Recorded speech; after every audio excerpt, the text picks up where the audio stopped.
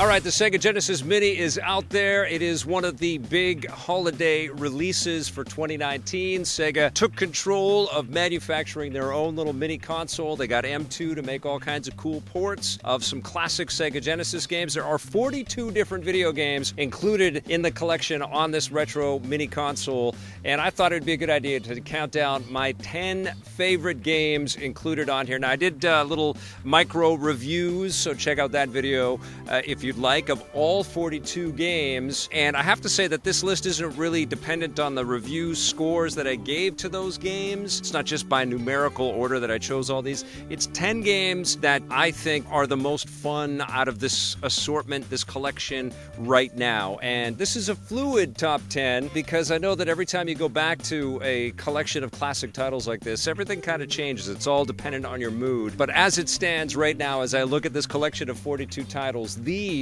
are the 10 that I am most personally excited about. We're going to start with number 10.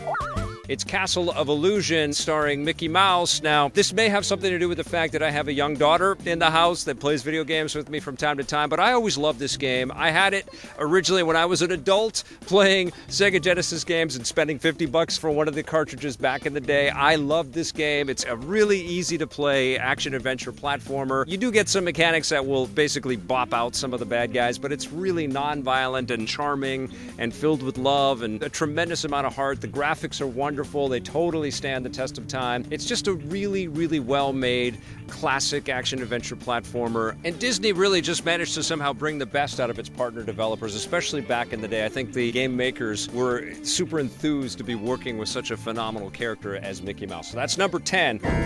Number 9 is Light Crusader, and this is one of 3 Treasure-developed games that I have in my top 10 list. Treasure is one of those hallowed game developers. They're very choosy with the types of titles that they commit to, and they always, endeavor to create something of value and of merit, and that's certainly what you can find here. It's an isometric action-adventure, fantasy role-playing type of experience where you have to go off and do all kinds of deeds for this townsfolk, getting into dungeons and finding lost characters and finding loot and finding keys and battling monsters and stuff we've done a million times in games before. But there was a great sense of style and a sense of humor. There's a light touch and a deftness of design. And even though the isometric kind of viewpoint makes it a little bit cumbersome to play, you still want to keep playing. That's the hallmark of great game development and certainly something that we have come to depend on Treasure for. So number 9 is Light Crusader.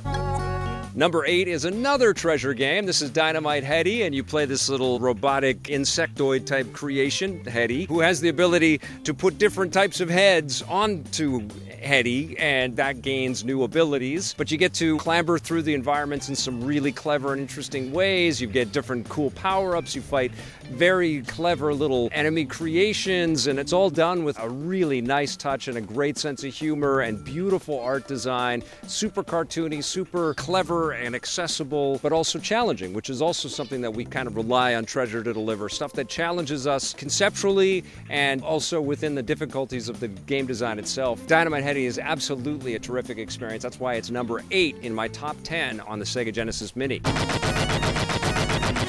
Number 7's a bit of a weird choice, I think, for a lot of people. It's Super Fantasy Zone, which is one of a few different space shooters that's included on the Sega Genesis Mini. But I just like the uniqueness of this game. It's a super cartoony, it's almost like you're a space shooter in the backgrounds of a Monty Python sketch or the old Beatles Yellow Submarine animated movie or something. Crazy, over-the-top pastel designs in the backgrounds. You're shooting at flowers and bugs and all kinds of creepy crawlies and stuff. But everything is so bright and colorful, great flavor to this game. It doesn't deliver shooting mechanics that we haven't seen in a million different titles before, but just the style that it delivers it with is so fresh, and that's why it's number 7 on my list.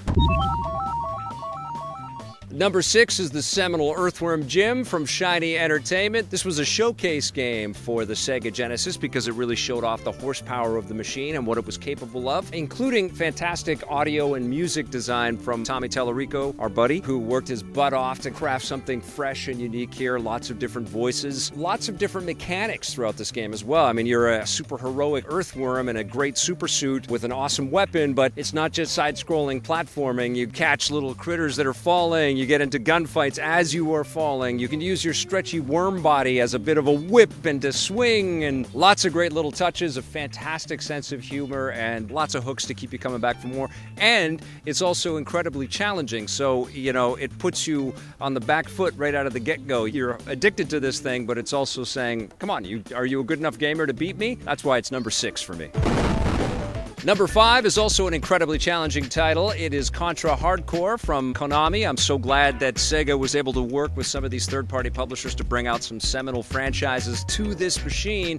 This is an incredible game, definitely carrying on the tremendous success that Contra enjoyed on the Nintendo platforms. It's got a slightly different vibe to it, different character types that you get to play as. Get this sort of wolfman type creature and this robot creature, incredible enemy types. It sort of evokes that Terminator post-apocalyptic pop-punk vibe of the late 80s and 90s. Super, super cool game, especially in co-op. It is one of the most difficult games on the entire collection, though. It still is incredibly hard in 2019, and it's super fluid and super fast. Wonderful addition. That's why it's number 5 for me.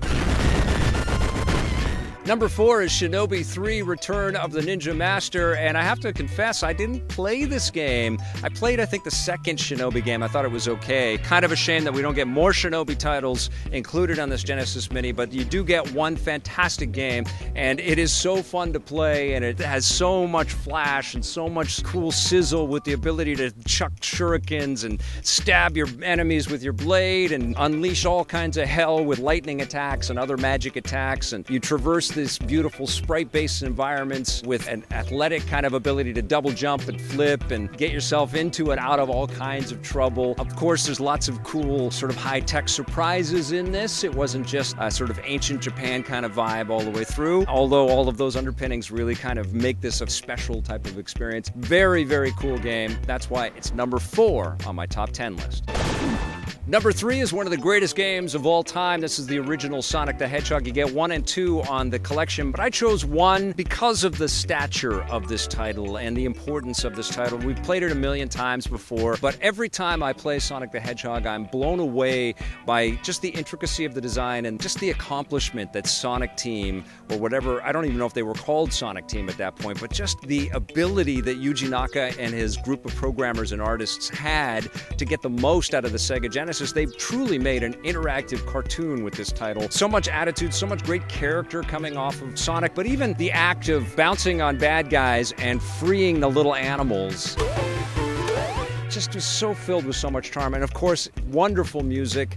Every pixel is perfect in this game. Even if you've played it a million times, I dare you not to be impressed by Sonic the Hedgehog once again on the Sega Genesis Mini.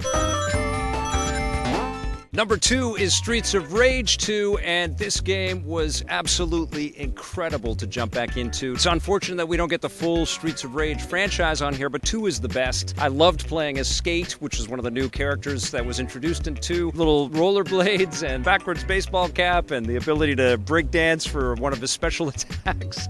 It's just so 90s. It's so crazy. Incredible electronic music pulsing through here. Lots of great neon little details and signage and background elements, lots of breakable little pieces, lots of food items to pick up and weapons to pick up, and all kinds of great enemy variants as well. And of course, it's also cooperative, so this is one that you're going to be able to, have somebody come in and join and play with it. And I honestly, I feel like it's one of the best brawlers that was ever crafted across all eras. This is just an amazing game, and that's why it's number 2.